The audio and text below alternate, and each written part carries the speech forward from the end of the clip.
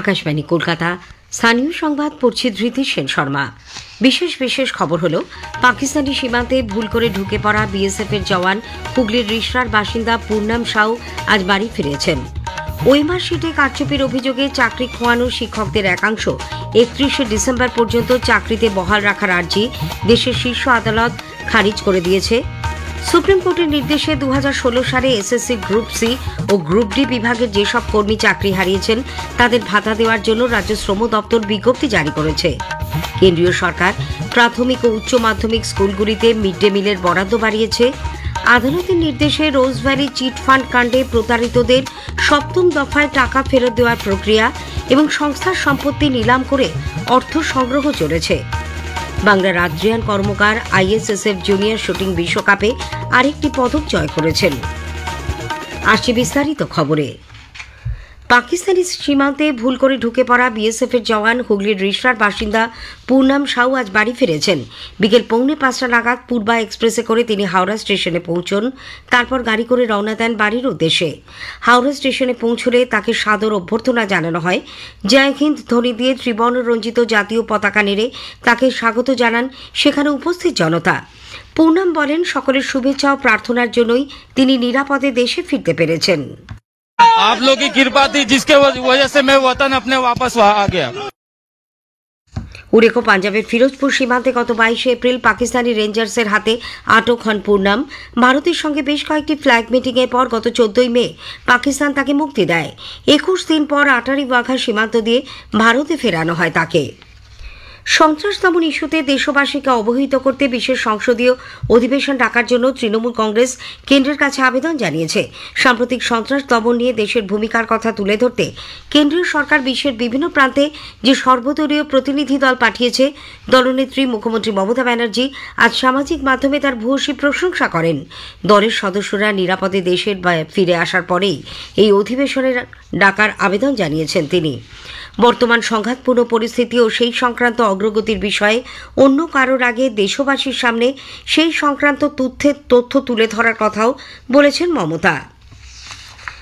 ভারতীয় সেনাবাহিনী যে দক্ষতার সঙ্গে অপারেশন সিন্দুরে সাফল্য লাভ করেছে তা দেশবাসী হিসেবে গর্বের বিষয় বলে মনে করেন বিড়লা কারিগরি ও শিল্প সংগ্রহশালার প্রাক্তন অধিকর্তা শুভব্রত চৌধুরী।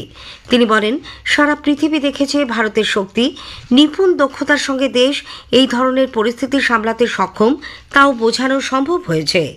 আমাদের যে সেনাবাহিনী 3টে ভাগ, জল, স্থল এবং বায়ু, এই 3টেই ডিভিশন কিন্তু অত্যন্ত দক্ষতার সঙ্গে তাদের মধ্যে কোঅর্ডিনেশন করেছে এবং কোঅর্ডিনেশনের পেছনে ছিল আমাদের ইসরো, ইন্ডিয়ান স্পেস রিসার্চ অর্গানাইজেশনের প্রায় 10টা স্যাটেলাইট।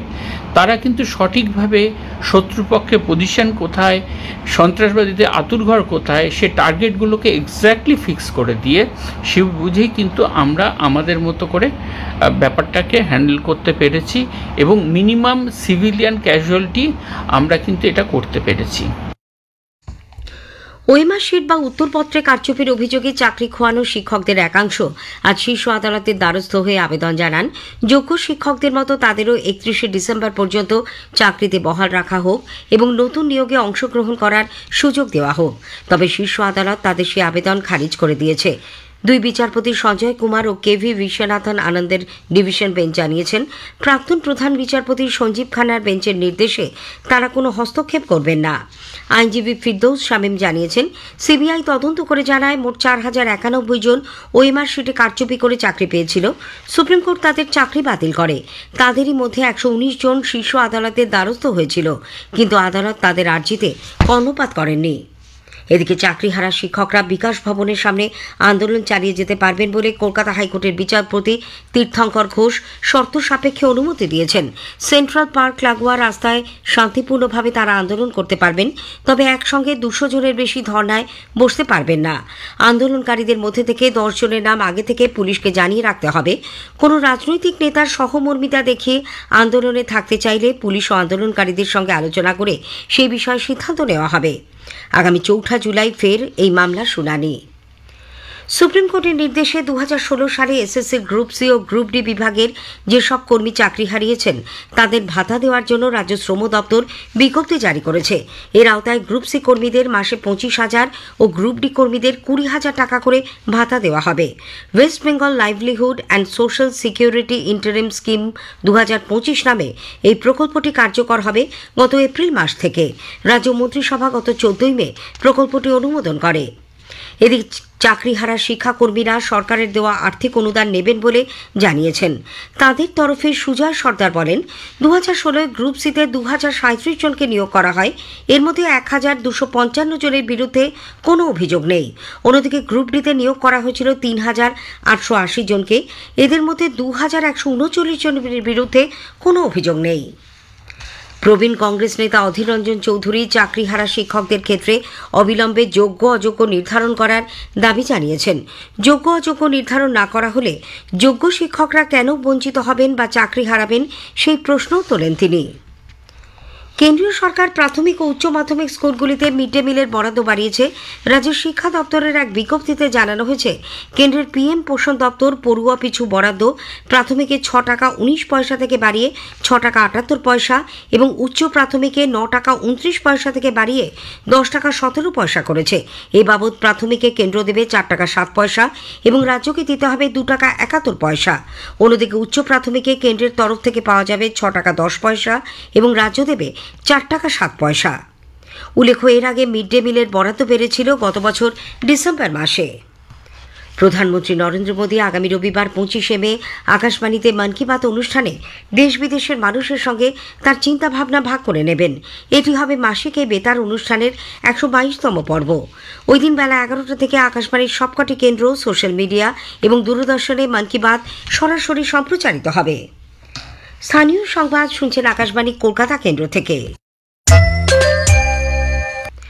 আদালতের নির্দেশে রোজভ্যালি চিটফান্ড কাণ্ডে প্রতারিতদের 7ম দফায় টাকা ফেরত দেওয়ার প্রক্রিয়া চলেছে। একই সঙ্গে চলেছে ওই বেআইনি লগ্নিকারী সংস্থার সম্পত্তি নিলাম করে অর্থ সংগ্রহ। রোজভ্যালির বিনিয়োগকারীদের অর্থ ফেরত দেওয়ার জন্য গঠিত অ্যাসেট ডিসপোজাল কমিটির চেয়ারম্যান অবসরপ্রাপ্ত বিচারপতি ডি.কে. শেঠ আকাশবাণীকে জানিয়েছেন, আজ থেকে ফের আরেক দফায় রোজভ্যালি সম্পত্তি নিলামের প্রক্রিয়া শুরু হয়েছে। এই পর্যায়ে 30টি জায়গায় ওই সংস্থার 53টি সম্পত্তি নিলামে তোলা হবে। এর বাজার দর আনুমানিক 409 কোটি টাকা। একই সঙ্গে প্রতারিতদের টাকা ফেরত দেওয়ারও প্রক্রিয়া চলেছে। উল্লেখ্য, এর আগে 6 দফায় 39 কোটি 31 লক্ষ টাকা আমানতকারীদের ফেরত দেওয়া হয়েছে। 7ম দফায় 18,417 জন প্রতারিতকে 21 লক্ষেরও বেশি টাকা ফেরত দেওয়া হবে। কলকাতা আজ ইন্ডিয়ান স্ট্যাটিস্টিক্যাল ইনস্টিটিউট বা আইএসআই এর অধীন আন্তর্জাতিক পরিসংখ্যান শিক্ষা কেন্দ্রের 76তম সমাবর্তন হয়। এবছর 12টি দেশের 19 জন শিক্ষার্থীকে প্রশিক্ষণ দেওয়া হয়। এর মধ্যে 18 জন শিক্ষার্থী সমাবর্তন অনুষ্ঠানে ডিপ্লোমা গ্রহণ করেন। কেন্দ্রীয় পরিসংখ্যান ও কর্মসূচি রূপায়ণ মন্ত্রকের সচিব সৌরভ গার্গ দীক্ষান্ত ভাষণে তথ্যের গুরুত্বপূর্ণ ভূমিকা এবং বর্তমানে তথ্য সাক্ষরতার প্রয়োজনীয়তার উপর জোর দেন। इंडियन स्टैटिस्टिकल इंस्टीट्यूट और भारत सरकार विभिन्न देशों के स्टैटिस्टिकल सिस्टम को इम्प्रूव करने के लिए ये कार्यक्रम 75 साल से चला आ रहा है।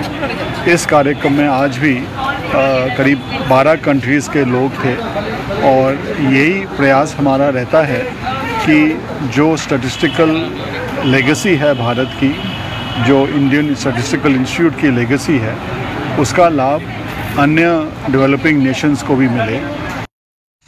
আইএসআই এর অধিকর্তা সংঘমিত্রা বন্দ্যোপাধ্যায় সমাবর্তনে ভাষণ দেন। রাজ্য সরকার উপযুক্ত পরিচয়পত্র ছাড়া এলাকায় কেউ সমীক্ষা করতে গেলে বা কোনো রকম প্ররোচনামূলক প্রচার চালালে অভিযুক্তর বিরুদ্ধে দ্রুত ব্যবস্থা গ্রহণের জন্য সব সীমান্তবর্তী জেলা শাসক ও পুলিশ সুপারদের নির্দেশ দিয়েছে। উত্তর 24 পরগনার বনগাঁ থানার বাঘের বটতলা এলাকা থেকে বেআইনিভাবে ভারতে অনুপ্রবেশকারী 6 বাংলাদেশিকে আটক করেছে বনগাঁ থানার পুলিশ। এদের মধ্যে 4টি শিশু। অনুকূল বায়ু প্রবাহ এবং বাতাসের আর্দ্রতার পরিমাণ বেশি থাকায় আজও রাজ্যের প্রায় সব জেলাতে বিক্ষিপ্ত বৃষ্টির পূর্বাভাস। উত্তর বঙ্গোপসাগরে এই মাসের 27 তারিখ নাগাদ একটি নিম্নচাপ অক্ষরেখা তৈরি হতে পারে বলে আবহাওয়া দপ্তরের পূর্বাঞ্চলীয় প্রধান সোমনাথ দত্ত জানিয়েছেন। কলকাতা এবং পশ্চিমবঙ্গের সব জেলাগুলোতেই আগামী 7 দিনে প্রতিদিনই বৃষ্টি হওয়ার সম্ভাবনা আছে। 27 তারিখ নাগাদ একটি নিম্নচাপ অঞ্চল ফর্ম হওয়ার সম্ভাবনা রয়েছে এবং এই নিম্নচাপটি বাংলার আদ্রিয়ান কর্মকার আইএসএসএফ জুনিয়র শুটিং বিশ্বকাপে আরেকটি পদক জয় করেছেন। আজ জার্মানির শুলে 50 মিটার রাইফেল 3 পজিশন বিভাগে 446.6 স্কোর করে ব্রোঞ্জ পদক জয় করেন আদ্রিয়ান। নিজের প্রথম বিশ্বকাপে এর আগের ইভেন্টে রূপো জেতার নজির গড়েন অলিম্পিয়ান জয়দীপ কর্মকারের পুত্র আদ্রিয়ান। এভারেস্ট শৃঙ্গ জয় করে আজ শহরে ফিরেছেন কলকাতা পুলিশের কনস্টেবল লক্ষ্মীকান্ত মণ্ডল। দমদম বিমানবন্দরে তাকে স্বাগত জানান কলকাতার পুলিশ কমিশনার মনোজ ভার্মা এবং অন্য আধিকারিকরা। শেষ করার আগে স্থানীয় সংবাদের বিশেষ কিছু অংশ আরও একবার। পাকিস্তানি সীমান্তে ভুল করে ঢুকে পড়া বিএসএফ এর জওয়ান হুগলির রিষড়ার বাসিন্দা পূর্ণাম সাউ আজ বাড়ি ফিরেছেন। সুপ্রিম কোর্টের নির্দেশে 2016 সালে এসএসসি গ্রুপ সি ও গ্রুপ ডি বিভাগে যেসব কর্মী চাকরি হারিয়েছেন তাদের ভাতা দেওয়ার জন্য রাজ্য শ্রম দপ্তর বিজ্ঞপ্তি জারি করেছে। স্থানীয় সংবাদ শেষ হলো। পরের খবর 8:10-এ।